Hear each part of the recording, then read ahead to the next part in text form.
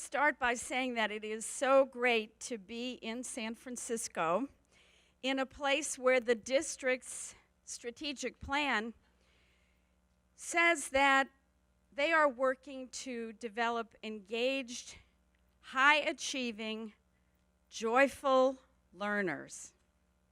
Isn't that fabulous?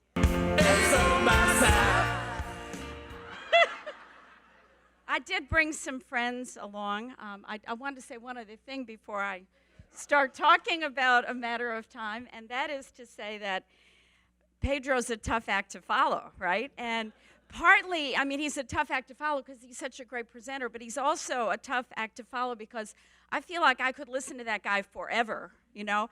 And I was willing to give him my time.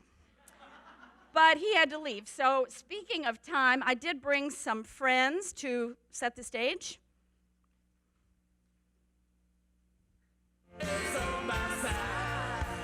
Yes, it is.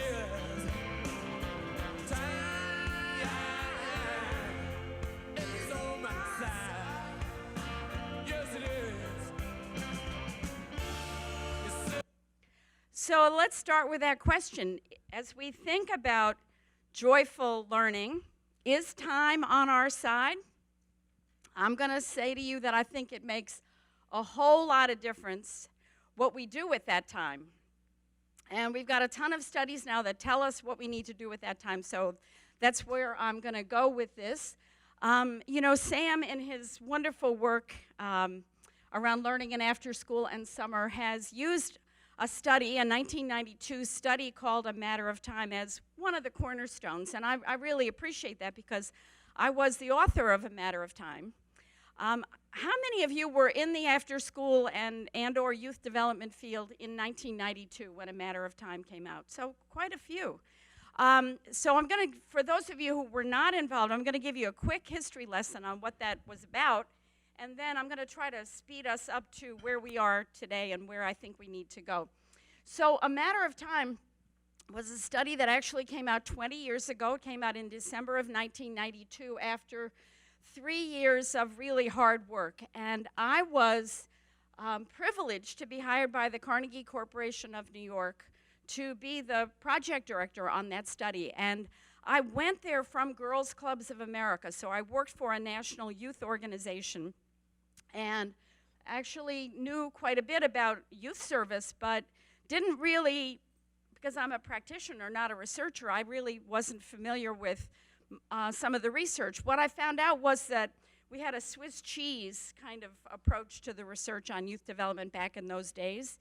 The study started in 1990, and there were lots of holes in the research base. And I'm going to tell you where I think we've come since then. But in 1990 and 91 and 92, there really was very little public policy interest in out-of-school time. Policymakers really didn't know what we were talking about. There were very few studies on youth development, very few studies either on the theoretical side or on the empirical side. But what we had, think back to the early 90s, we had the crack epidemic, lots of concerns about crime and safety. And of course, we were in the aftermath of a nation at risk, you know, the rising tide of mediocrity and all that. And so there was a beginning concern about how are we going to improve our education system in the US, and the beginning of the standards movement at that point. The other thing I'll mention about what was going on in 1992 was that there was a concurrent study going on to A Matter of Time. Milt Goldberg and his colleagues were working on a study that actually came out in 1994 called Prisoners of Time. They were kind of looking at the tea leaves about and they said that the way we have organized our time in schools is really ineffective. It's based on the agrarian system and all that stuff. So Milt and I talked to each other a lot because he was looking at time in schools and I was looking at time in the non-school hours. So the subtitle of Matter of Time is Risk and Opportunity in the Non-School Hours. So what's happened since then? Let's move on.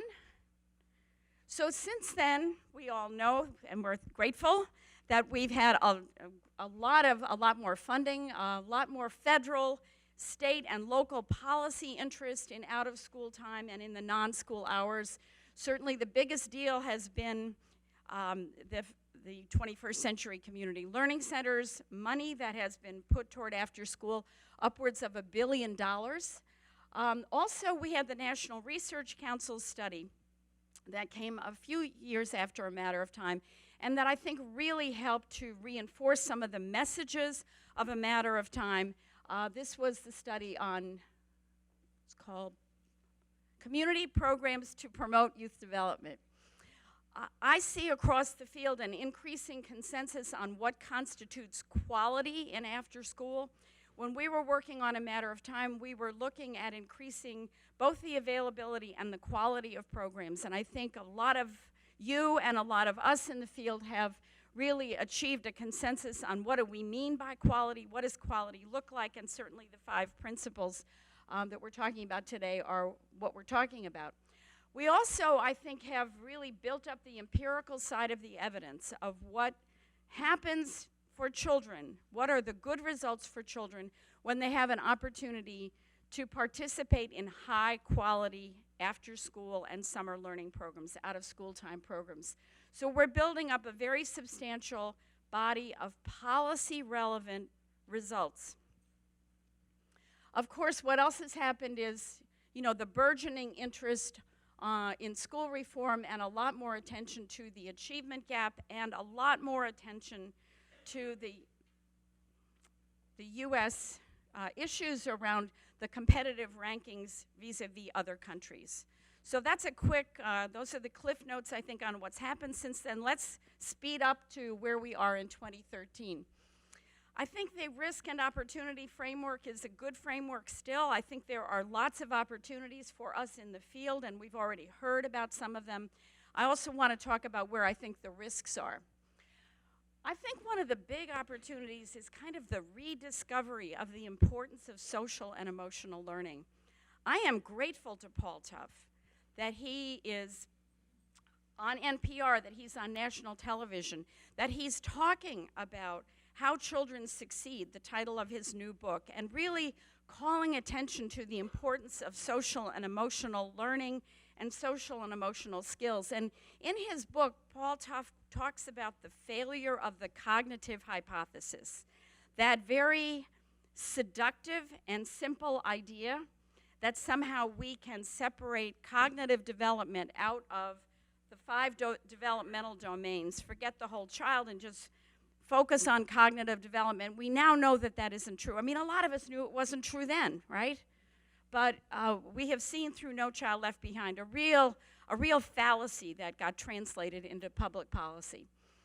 So lots more attention right now, an opportunity around the whole child, around the work of youth development that we've all kept our eye on through these years as we've been swimming upstream. I hear also across the field, because I work both in the youth development field and the public education field, I hear a lot more educational leaders saying, you know what, we can't do this by ourselves. We need partners. And we hear this from the American Federation of Teachers, we hear it from the National Education Association, from educational leaders across the U.S. education system, including, of course, Arne Duncan, the U.S. Secretary of Education. And finally, not finally, but trying to summarize, I think that we hear a lot more talk about the opportunity gap, the understanding that poor children have less access to all the things that we know make a difference if we're going to get them to productive adulthood. Here are what I think are the risks. I'm very worried about this first one. The idea that that I hear policymakers talk about expanding learning time, expanding time on task, without any conversation about what the task is. I think the task is helping young people, supporting young people on the road to productive adulthood. That's what I think the task is. Some people think the task is getting the test scores up. We need to have a serious public conversation about this, because otherwise we're going to end up with a lot more seat time and a lot less learning.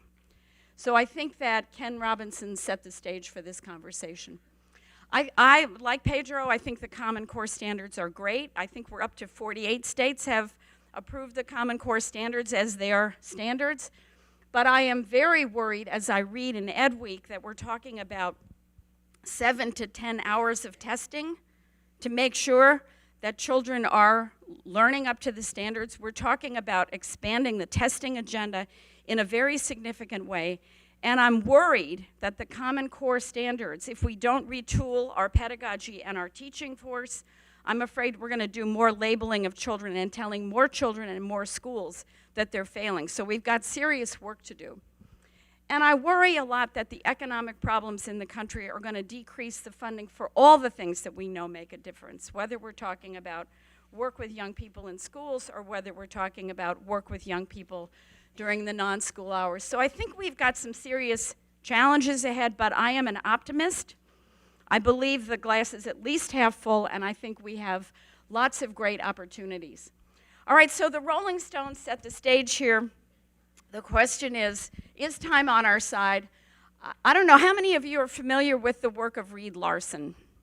Lots of you. Oh, that's wonderful. His work is really terrific, and if you're not familiar with it, I would encourage you to take a look. He's a prolific writer, and this is one of the things that he said. He's a master of understatement, as you will see from his quote. It seems unlikely that spending many hours in unchallenging contexts fosters development. Really? Okay, great. I appreciate that, and he has done, he's the guy who has kids running around with beepers and, telling him as a researcher what they're doing and how they're feeling about what they're doing. And what he has documented, and many other studies have documented, that lots of our young people are bored. Particularly, they're bored in school. That major national study about student engagement was very, very depressing, where a third of the students, more than half the students said they were bored in school most of the time, and a third of the high school students said the work was too easy. That's criminal. Let's move on. So I think that Reed Larson and many, many other friends of ours are telling us that really what we need to focus on is engagement. That high school study of student engagement certainly said that, so it is still a matter of time that how young people spend this precious resource, this resource that's the only resource that is equitably distributed, right? The only one. We all still only have 24 hours in our day, no matter how much time we spend on our iPhones and our email. But how young people spend that time either contributes to or distracts from their learning and healthy development. Now here's a little graph that I saw in a study called On the Clock. I don't know if you all, how many of you have read this study, the education sector study called On the Clock? This, I would really recommend this. This is terrific reading. It's hard to read this, but this is an important point when we talk to policymakers about seat time, about time in school. That in fact, this study is pointing out that in fact, a lot of the time in school is not about learning. It's not even about instruction. A lot of it is assemblies, moving from class to class. It's lots of things that have very little to do with learning. So this diagram is interesting. Now, I remembered this diagram wrong. This will tell you my bias. I thought the bullseye said engaged learning. It actually says, I can't quite read it, but it says something like academic learning time. Thank you. Academic learning time, but they go on to explain that the real bullseye is engaged learning.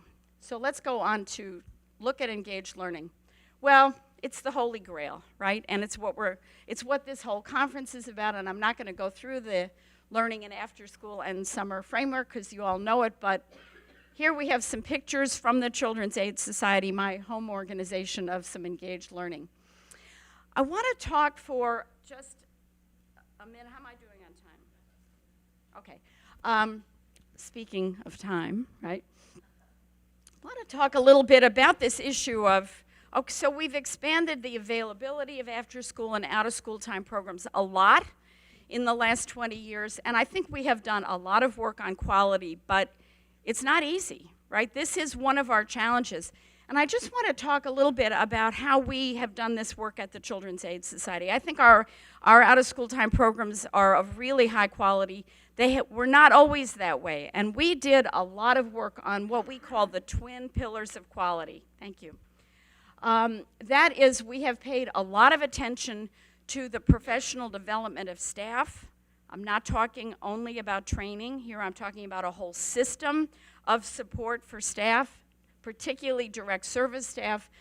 And we have also paid a lot of attention to using high quality after school, out of school time enrichment, curricula, and other materials.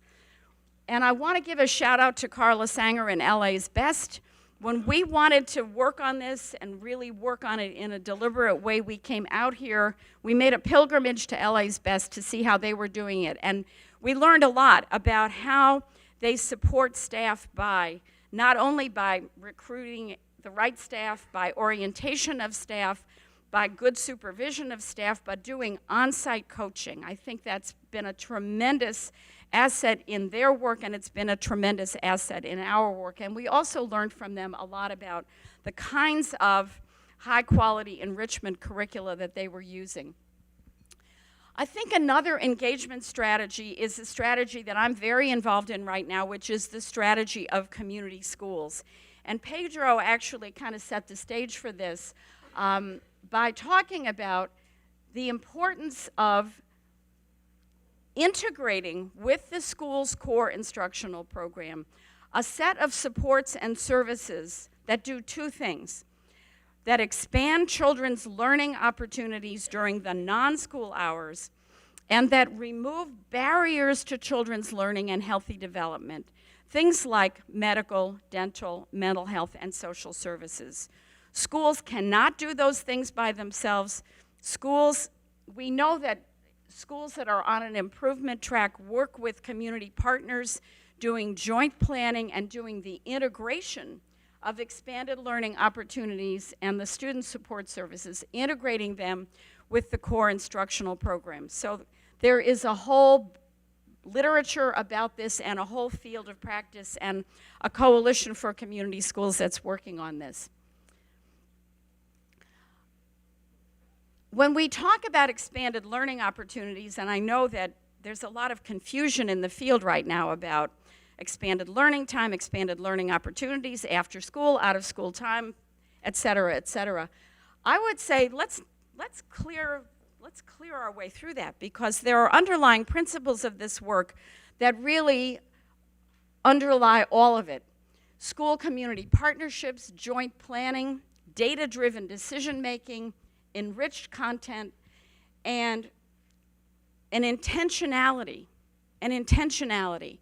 about complementing and enhancing, not duplicating, what goes on during the school day. Another picture from our practice. Does that look engaging? That's over at PS5 up in Washington Heights in New York, and you can see everybody's having a good time. So I wanted to illustrate joyful learning. And finally, in conclusion, I went back to A Matter of Time. I actually reread it to get ready for this. It was kind of fun. It also gave me a stomach ache, because I still remember the day that I had to sit at the computer and start writing it. But this is from Jim Comer's preface to A Matter of Time. And I'm not going to read it to you, but only to say that I think a lot of what Jim is talking about, I think all of what Jim is talking about here is really, really very relevant. That it's about the whole child, that it's about understanding that adequate development in all of the domains makes learning possible. And I love this when he talks about giving young people as much support as they need, balanced with as much freedom as they can manage. So on that note, I think I have one more set of friends I'm going to introduce you to. We're not wasting time no more. Thank you to the Allman Brothers, and thank you for your attention.